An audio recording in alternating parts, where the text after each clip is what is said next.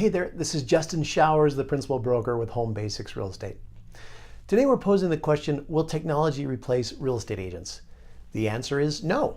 I guess I could end the video here, but I have so much to say on this topic, and of course I would love to hear from you as well.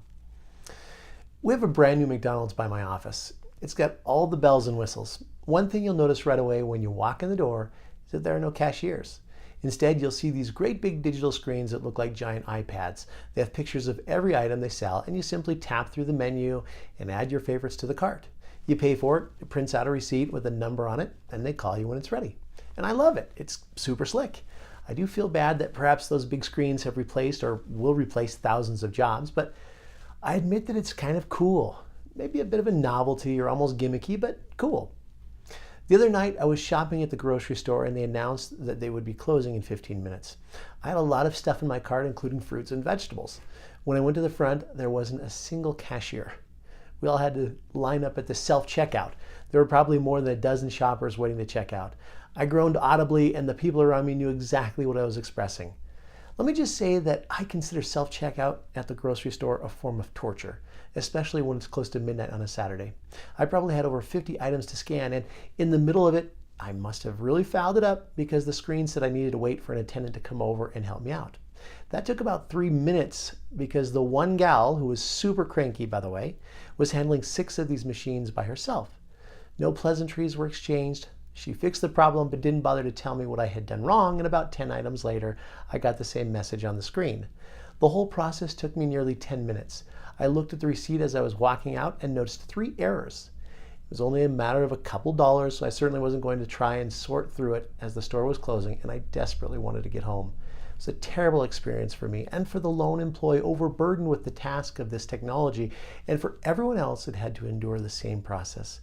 So who wins in that situation? It certainly wasn't me, the consumer. What is the difference between those two experiences? Well, mostly the level of complexity involved, the time it took from my life, and my attitude toward those two service providers. Hear me loud and clear here. Technology should make things easier, not just cheaper. I've been a real estate professional since 1999. I've seen many technologies come and go over the last 20 years. Some have been nothing short of miraculous. We've done our very best to implement technologies into our business plan that actually deliver results. When we look at adopting a new technology, we have to ask ourselves these questions. Will we use it? Will our clients use it? Does it make our process more efficient and safe? Does it save us money and time? And is it easy to use? If not, it's just a gimmick and it will come and go quickly.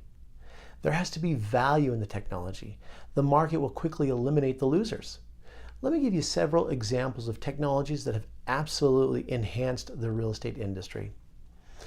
First and foremost has to be the continual development of the multiple listing service, where information is shared not only between agents, but over the last 20 years, consumers as well. By the way, who owns the MLS? The realtors do. It's our technology. Sharing our data was meant to enhance the experience for consumers, and I think it's made it much more interactive as both clients and realtors are searching for the right home. We made the decision to share that information with the general public and with other sources. Digital cameras have revolutionized the way we present listings to the public, better images and instantaneous delivery. GPS. I remember as a brand new agent struggling to find directions around the 20 or so communities that we serve regularly. GPS allows me to show more homes in a shorter amount of time. Google Maps and aerial images. We encourage all of our buyers to look at these images to identify positive and negative locational features before we even go see the home. Transaction management platforms. This is where we keep all of your documents in the cloud, which can be accessed with many different devices. Digital signatures. This has been one of my favorite advances. We used to spend half our day chasing clients around for signatures. Now I can send them a document and have it back within minutes. And to think that some agents still aren't using digital signature providers. Video hosting services for virtual tours. We do full video walkthrough tours, including drone footage on every listing. These are a blessing for out-of-state buyers. FaceTime and other streaming services. It's very common for us to FaceTime with clients from out of state. We've had clients make purchasing decisions based on a digital walkthrough, and it's super helpful. I could list off many more, but perhaps the single greatest piece of technology we've seen in the history of real estate is the smartphone, which has literally combined all of the tools I just listed or can be used to access all of the online platforms and software we need. A smart agent with a smartphone can literally take care of more business in less time. With that in mind, the question isn't really, will technology replace the real estate agent? The question should be, will the use of technology be able to cut some of the transactional expenses associated with buying and selling real estate? To that, I would answer yes. It has, and it will continue to do so. It is true that we can handle more transactions now than ever before. Some people think that since we're handling more volume, that perhaps we should lower our fees. The reality is that these are still complex transactions that can last several months. Technology frees up our time, but it doesn't create more time. Because of technology, we're also expected to be available during more hours of the week than ever before. Real estate is not a 9-to-5 job. When a client wants something, we are now expected to deliver results faster than ever. It's not uncommon for me to be putting a deal together for a client at 10 p.m. on a Saturday evening. Please consider that technology is expensive. I want you to know that complying with all federal, state, and local regulations is expensive. Licensing requirements, errors and omissions insurance, and professional development are all expensive. What about marketing? What about taxes? Did you know most agents have to split a commission with their broker who has all of the overhead of having an office, support staff, supplies, and everything else associated with running a business? It gets very expensive. Could we ever get the expenses of buying and selling homes down to just a few $100s? No. It's never been done on a large scale, and I would predict that it will never be done. Many have tried and failed. Many are trying and failing right now. They realize it's an expensive process and their fees keep going up and up because the money they're using from their investors to subsidize their business practice is running out, and they have not been able to show a profit. It's unsustainable. To borrow a quote from a movie I've never seen, show me the money. If you want to say you're disrupting the real estate market, then show me you can make a profit. If you can't, you're not a disruption. You're a distraction. You're a gimmick. Even though these companies claim to have great technology, their service level, the lack of personalized attention, the slow response time, the errors in data and professional advice, and the overall experience is much like the self-checkout line at the grocery store. These companies and their agents don't know you. They've never been to your home or met you face to face. When you contact them, you have to identify yourself and wait for the next available agent. I want to make this abundantly clear. People are getting hurt. Massive fines are being levied, lawsuits are being filed, and the true real estate professionals are left to pick up the pieces. See, TurboTax has not replaced the accountant, and LegalZoom has not replaced attorneys. In fact, my taxes have become more and more complicated than ever before. Even using technology, I know I have absolutely zero chance of doing them correctly, let alone taking advantage of all of the breaks that I'm legally entitled to. An attorney that we know says he has a whole team of professionals just fixing problems for clients who have used online legal services. You and I both know that a great accountant and a great attorney can save you or make you thousands of dollars. A true real estate professional can do the same.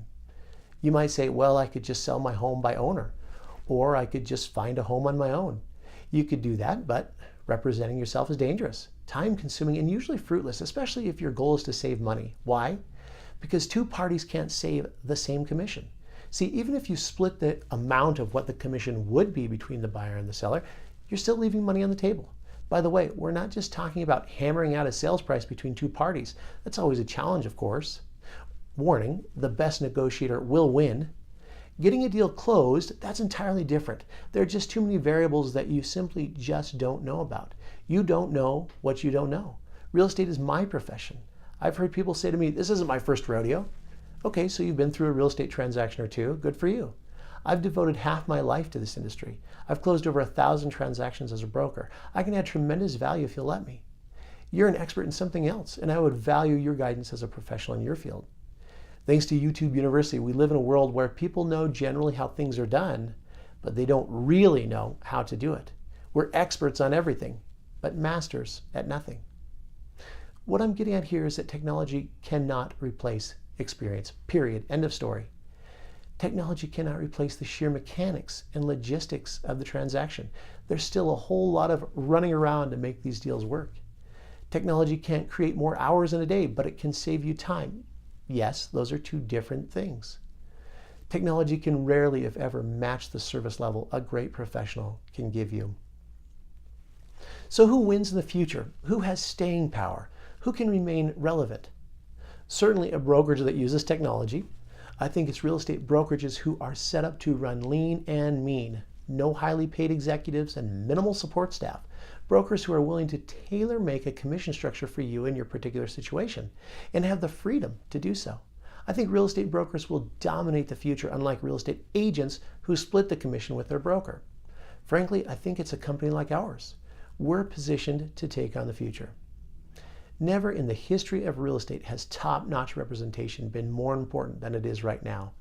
Technology can't replace experience, and experience alone without adapting to technology will not be enough. Thanks for listening.